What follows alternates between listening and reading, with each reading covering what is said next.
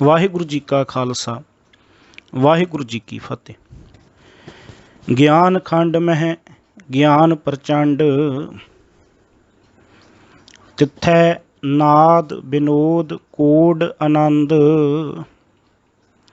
शर्म खंड की बाणी रूप, तिथै घाड़त घड़ियै बहुत अनूप। ताकियां गल्लां कथियां ना जाहें, जे को कहे पिछै पछुताए। तिथै घड़ियै सुरत मत मन बुध, तिथै घड़ियै सुरां सिद्धां की सुध। गुरु रूप साध संगत जीओ, ਆਪਾਂ ਅੱਜ ਜੋ 36 ਨੰਬਰ ਪੌੜੀ ਹੈ ਉਸ ਦੀ ਵਿਚਾਰ ਦੇ ਨਾਲ ਜੁੜਨ ਦਾ ਯਤਨ ਕਰਨਾ ਹੈ। ਗੁਰੂ ਨਾਨਕ ਸਾਹਿਬ ਮਹਾਰਾਜ ਜੀ ਨੇ ਕਿਰਪਾ ਕੀਤੀ ਔਰ ਪਿਛਲੀਆਂ ਪੌੜੀਆਂ ਦੇ ਵਿੱਚ ਇਹ ਸਮਝ ਸਾਡੀ ਝੋਲੀ ਵਿੱਚ ਪਾਈ ਹੈ ਕਿ ਇਹ ਧਰਤੀ ਧਰਮਸ਼ਾਲਾ ਹੈ, ਜਿੱਥੇ ਰਹਿ ਕੇ ਅਸੀਂ ਜੀਵਾਂ ਨੇ ਧਰਮ ਨੂੰ ਕਮਾਉਣਾ ਹੈ।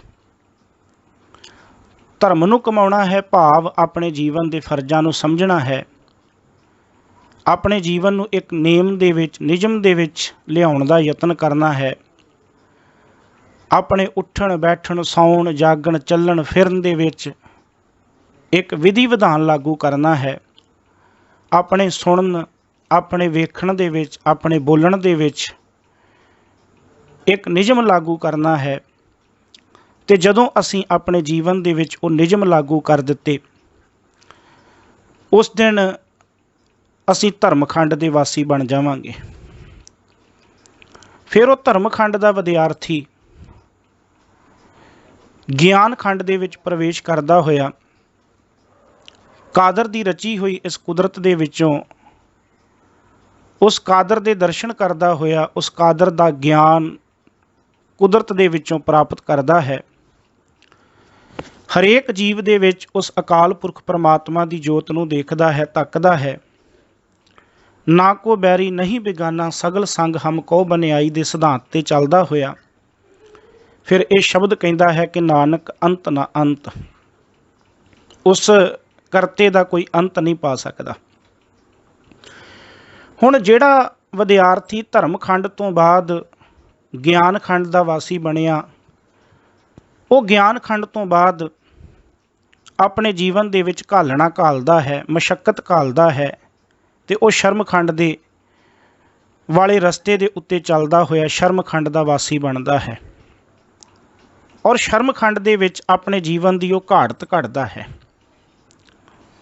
ਇੰਜ ਕਹਿ ਲਵਾਂ ਕਿ ਜਿਵੇਂ ਇੱਕ ਸਕੂਲ ਦਾ ਵਿਦਿਆਰਥੀ ਛੋਟੀ ਉਮਰ ਦੇ ਵਿੱਚ 3-4 ਸਾਲ ਦੀ ਉਮਰ ਦੇ ਵਿੱਚ ਸਕੂਲ ਵਿੱਚ ਜਾਣਾ ਸ਼ੁਰੂ ਕਰਦਾ ਹੈ ਤੇ ਉਸ ਨੂੰ ਸਕੂਲ ਵਿੱਚ ਜਾ ਕੇ ਇਸ ਗੱਲ ਦਾ ਅਹਿਸਾਸ ਹੁੰਦਾ ਹੈ ਕਿ ਇਸ ਸਕੂਲ ਦੇ ਵਿੱਚ ਇੱਕ ਯੂਨੀਫਾਰਮ ਪਾ ਕੇ ਆਉਣਾ ਹੈ, ਇੰਨੇ ਸਮੇਂ 'ਤੇ ਸਕੂਲ ਦੇ ਵਿੱਚ ਹਾਜ਼ਰ ਹੋਣਾ ਲਾਜ਼ਮੀ ਹੈ, ਕਲਾਸ ਦੇ ਵਿੱਚ ਇਸ ਡਿਸਿਪਲਨ ਦੇ ਨਾਲ ਬੈਠਣਾ ਪਏਗਾ, ਕਲਾਸ ਦੇ ਵਿੱਚ ਟੀਚਰ ਦੀ ਗੱਲ ਨੂੰ ਧਿਆਨ ਨਾਲ ਸੁਣਨਾ ਪਏਗਾ, ਬਾਕੀ ਦੇ ਵਿਦਿਆਰਥੀਆਂ ਨੂੰ ਆਪਣੇ ਭੈਣ ਭਰਾ ਸਮਝਦੇ ਹੋਏ ਉਹਨਾਂ ਦੇ ਨਾਲ ਪਿਆਰ ਮੁਹੱਬਤ ਦੇ ਨਾਲ ਵਿਚਰਨਾ ਚਾਹੀਦਾ ਹੈ।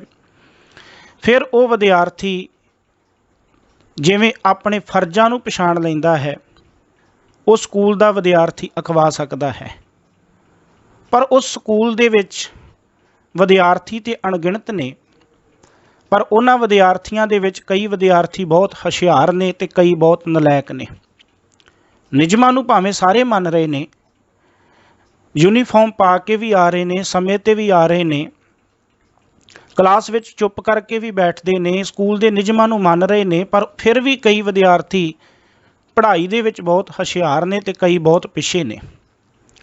ਜਿਹੜੇ ਵਿਦਿਆਰਥੀ ਹੁਸ਼ਿਆਰ ਹੋਣ ਫਿਰ ਉਹ ਅਗਲੀ ਕਲਾਸ ਵਿੱਚ ਚਲੇ ਜਾਂਦੇ ਨੇ ਤੇ ਜਿਹੜੇ ਫੇਲ ਹੋ ਜਾਣ ਉਹ ਉੱਥੇ ਦੇ ਉੱਥੇ ਰਹਿ ਜਾਂਦੇ ਨੇ। ਹੁਣ ਉਹ ਵਿਦਿਆਰਥੀ ਇਹ ਗੱਲ ਸਮਝਦਾ ਹੈ ਕਿ ਮੈਂ ਇਸ ਸਕੂਲ ਦੇ ਵਿੱਚ ਕੇਵਲ ਨਿਯਮ ਨਹੀਂ ਮੰਨਣੇ, ਮੈਂ ਆਪਣੇ ਟੀਚਰ ਦੀ ਗੱਲ ਨੂੰ ਧਿਆਨ ਨਾਲ ਸੁਣਨਾ ਹੈ, ਸਮਝਣਾ ਹੈ, ਵਿਚਾਰਨਾ ਹੈ, ਫਿਰ ਉਹ ਆਪਣੇ ਟੀਚਰ ਦੀ ਗੱਲ ਨੂੰ, ਆਪਣੇ ਅਧਿਆਪਕ ਦੀ ਗੱਲ ਨੂੰ ਬੜੇ ਧਿਆਨ ਨਾਲ ਸਮਝਦਾ ਹੋਇਆ ਆਪਣੇ ਟੀਚਰ ਦੇ ਕੋਲੋਂ ਗਿਆਨ ਪ੍ਰਾਪਤ ਕਰਦਾ ਹੈ ਤੇ ਉਹ ਗਿਆਨ ਪ੍ਰਾਪਤ ਕਰਦਾ ਹੋਇਆ, ਉਸ ਦਾ ਅਭਿਆਸ ਕਰਦਾ ਹੋਇਆ, ਫਿਰ ਉਹ ਆਪਣੇ ਜੀਵਨ ਦੇ ਵਿੱਚ ਕਦਮ ਦਰ ਕਦਮ ਅੱਗੇ ਚੱਲਦਾ ਹੋਇਆ ਕਾਮਯਾਬੀ ਪ੍ਰਾਪਤ ਕਰਦਾ ਹੈ।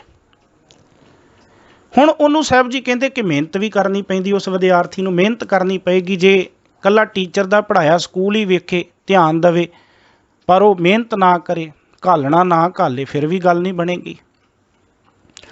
ਉਹ ਵਿਦਿਆਰਥੀ ਮਿਹਨਤ ਕਰਦਾ ਹੈ, ਘਾਲਣਾ ਘਾਲਦਾ ਹੈ, ਫਿਰ ਉਹ ਸ਼ਰਮਖੰਡ ਦਾ ਵਾਸੀ ਬਣਦਾ ਹੈ।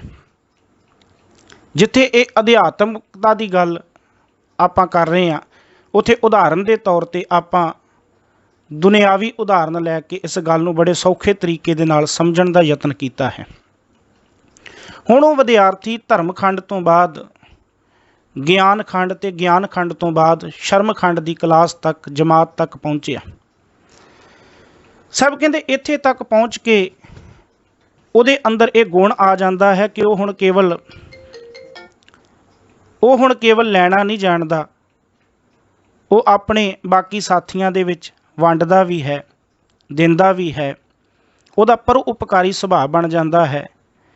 ਉਹ ਜੋ ਕੁਝ ਆਪਣੇ ਟੀਚਰ ਕੋਲੋਂ, ਅਧਿਆਪਕ ਕੋਲੋਂ ਗਿਆਨ ਪ੍ਰਾਪਤ ਕਰਦਾ ਹੈ, ਉਹ ਆਪਣੇ ਸਾਥੀਆਂ ਵਿੱਚ ਵੀ ਵੰਡਦਾ।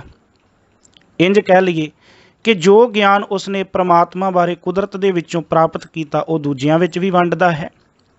ਆਪ ਜਪੈ ਅਵਰਾ ਨਾਮ ਜਪਾਵੈ ਦੀ ਧਾਰਨੀ ਬਣਦਾ ਹੋਇਆ ਉਹ ਵਿਦਿਆਰਥੀ ਬਾਕੀਆਂ ਦੇ ਵਿੱਚ ਗਿਆਨ ਵੰਡਦਾ ਹੈ। ਜਾਂ ਗੁਰੂ ਬਾਬਾ ਜੀ ਨੇ ਬਾਣੀ ਵਿੱਚ ਕਿਹਾ, ਖਾਵੈ ਖਰਚੈ ਰਲ ਮਿਲ ਭਾਈ, ਤੋਟ ਨਾ ਆਵੈ ਵੱਧ ਦੋ ਜਾਈ। ਇਹਨਾਂ ਕਥਨਾਂ 'ਤੇ ਚੱਲਦਾ ਹੋਇਆ ਉਹ ਜਿਹੜਾ ਗਿਆਨ ਉਹਨੂੰ ਪ੍ਰਾਪਤ ਹੋਇਆ, ਉਹ ਆਪਣੇ ਤੱਕ ਹੀ ਸੀਮਤ ਨਹੀਂ ਰੱਖਦਾ ਕਿ ਮੈਂ ਹੀ ਸਿਰਫ ਇਹਦਾ ਧਾਰਨੀ ਰਵਾਂ। ਉਹ ਬਾਕੀਆਂ ਦੇ ਵਿੱਚ ਵੀ ਵੰਡਦਾ ਹੋਇਆ ਉਪਕਾਰੀ ਜੀਵਨ ਰੱਖਦਾ ਹੈ। ਇੰਝ ਕਹਿ ਲਵਾਂ ਕਿ ਉਹਦਾ ਜੀਵਨ ਇੱਕ ਫੁੱਲ ਦੇ ਵਾਂਗ ਹੈ, ਜਿਹੜਾ ਆਪਣੀ ਪ੍ਰਾਪਤ ਕੀਤੀ ਹੋਈ ਸੁਗੰਧੀ ਦੇ ਨਾਲ ਸਾਰੇ ਜਗਤ ਨੂੰ ਵੀ ਸੁਗੰਧਿਤ ਕਰਦਾ ਹੈ, ਆਲੇ ਦੁਆਲੇ ਨੂੰ ਵੀ ਮਹਿਕਾਉਂਦਾ ਹੈ। ਉਸ ਵਿਦਿਆਰਥੀ ਦਾ, ਉਸ ਜਗਿਆਸੂ ਦਾ ਜੀਵਨ ਵੀ ਉਸ ਫੁੱਲ ਦੇ ਵਰਗਾ ਹੈ। ਹੁਣ ਗੁਰੂ ਨਾਨਕ ਸਾਹਿਬ ਮਹਾਰਾਜ ਜੀ ਕਹਿੰਦੇ ਕਿ ਸ਼ਰਮਖੰਡ ਦਾ ਜਿਹੜਾ ਪਾਂਧੀ ਹੈ, ਉਹਦਾ ਜੀਵਨ ਜਿਹੜਾ ਹੈ, ਉਹਦੇ ਵਿੱਚ ਉੱਦਮ ਹੈ, ਮਿਹਨਤ ਹੈ, ਘਾਲਣਾ ਹੈ। ਉੱਦਮ ਦੀ ਅਵਸਥਾ ਦੇ ਰਾਹੀਂ ਉਹ ਆਪਣੇ ਜੀਵਨ ਦੀ ਘਾੜਤ ਘੜਦਾ ਹੈ, ਸੋਹਣੀ ਬਣਾਵਟ ਬਣਾਉਂਦਾ ਹੈ, ਜਿਸ ਦੇ ਜ਼ਰੀਏ ਉਹਦੇ ਅੰਦਰ ਮਿਠਾਸ, ਮਲਾਪੜਾ ਸੁਭਾਅ, ਨਿਮਰਤਾ, ਕਿਰਤੀ ਇਤਿਆਦਿਕ ਬਹੁਤ ਗੁਣ ਆ ਜਾਂਦੇ ਨੇ, ਜਿਸ ਕਰਕੇ ਉਹਦਾ ਜੀਵਨ ਹੀ ਆਨੰਦਮਈ ਬਣ ਜਾਂਦਾ। ਉਹ ਆਪਣੇ ਸ਼ੁਭ ਗੁਣਾਂ ਦੇ ਨਾਲ, ਸ਼ੁਭ ਵਿਚਾਰਾਂ ਦੇ ਨਾਲ ਜਿੱਥੇ ਆਪਣੇ ਜੀਵਨ ਨੂੰ ਸੋਹਣਾ ਬਣਾਉਂਦਾ, ਉੱਥੇ ਜਗਤ ਨੂੰ ਸੋਹਣਾ ਬਣਾ ਦਿੰਦਾ।